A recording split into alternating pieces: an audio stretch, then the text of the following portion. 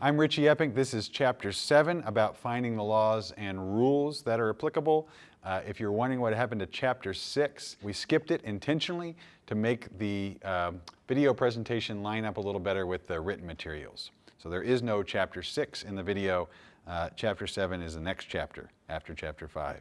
So how do you find the rules that are applicable to the Medicaid Developmental Disability Program? Well, the two main sources of the rules are the Idaho Administrative Code, which is sometimes called IDAPA, I-D-A-P-A, and the Code of Federal Regulation. Both of these are extensive and they're hard to use, and they're not designed for ordinary people or any real people at all.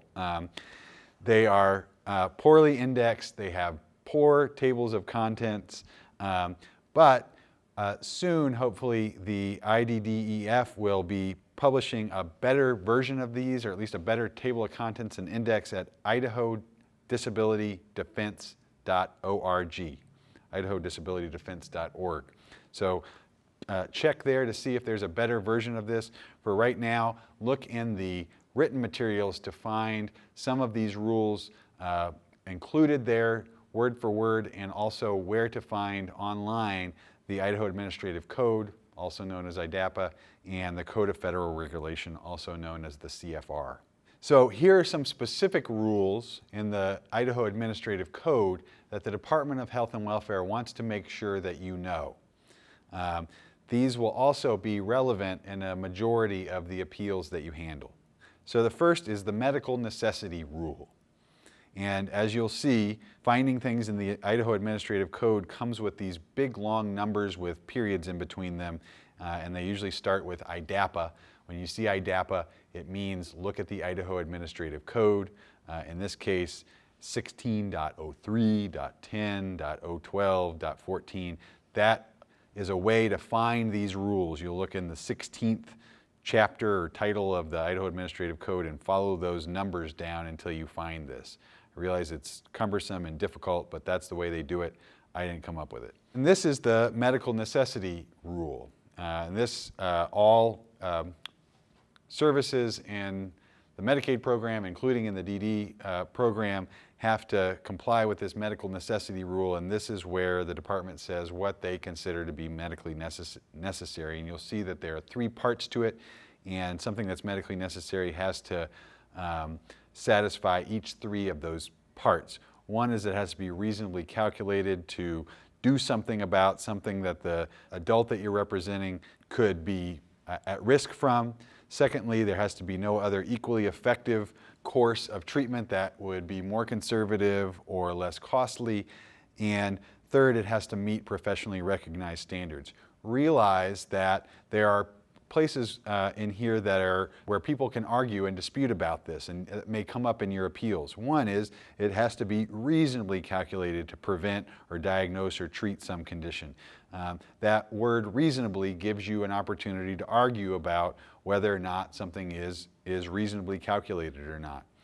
Within Part B, the question is whether or not there's an equally effective course of treatment. So there might be another course of treatment, but it might not be equally effective. And if that's the case in your situation, you want to argue that this is not equally effective, even though it might be an alternative course of treatment. Another rule that the department wants you to know about is the rule about prior authorization. This is found in the Administrative Code as well, at that section on the slide. And this is just defines the process that the department goes through to ensure that services are medically necessary and appropriate for approval in a person's plan in the DD program. Another rule that the department wants you to know about is the right care rule, found at this place in the Idaho Administrative Code on the slide. And this says that right care has to be consistent with best practice and continuous quality improvement. You can argue about whether or not something is consistent with best practice.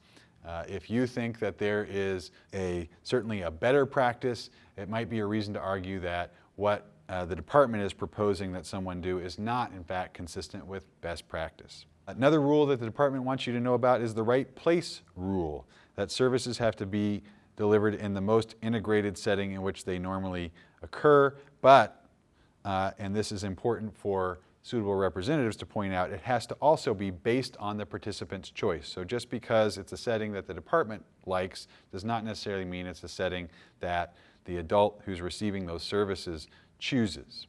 Another rule the department wants to make sure that you know about is the right price rule.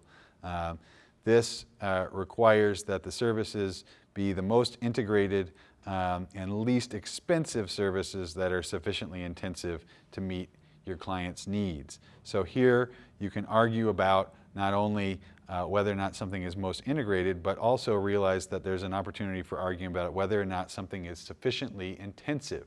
So if you feel, or your client feels, or their providers feel that something that the department is proposing is not sufficiently intensive, realize that this rule can help you argue that it's not the right service. And a final rule the department wants to make sure that you know about is the right outcomes rule that requires that services are based on assessed need and ensure the health and safety of the participant and result in their progress or maintenance, or at least the delay of prevention of regression for that participant. That's the right outcomes rule. By no means are these all of the rules that you should know and understand. There are a lot more rules that govern the Medicaid program and the DD programs in particular, as well as rules that provide for rights and opportunities for your client in the appeal process. We don't have time in this training to cover all of those rules in detail. We've covered these rules because the department wants to make sure that you know about those rules. There are many other rules that you can use to assist your client both in the Medicaid program generally and in the appeal process specifically. So review the written materials as well as review all of the rules that are identified there to make sure that you understand those rules and can use them to your advantage and your client's advantage when you need to.